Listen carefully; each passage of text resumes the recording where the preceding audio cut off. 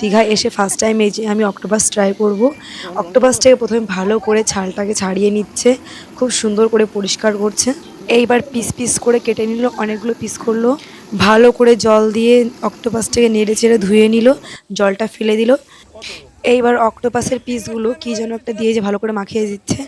আমার জানা নেই এটাকে কি বলে, কারো জানা থাকলে কমেন্ট করে অবশ্যই বলো। এইবার গরম তেলে ঢেলে দিল ফ্রাই হওয়ার জন্য।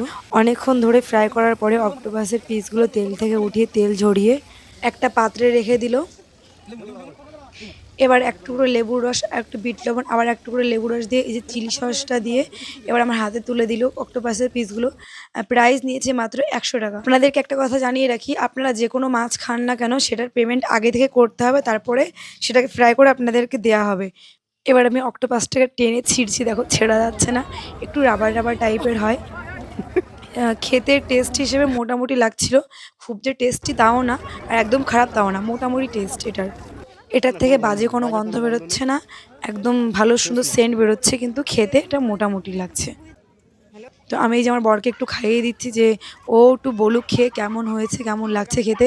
ও কখনো খায়নি, ও খেতে যাচ্ছিল না, আমি জোর করে তারপরে খাওয়ালাম ওকে।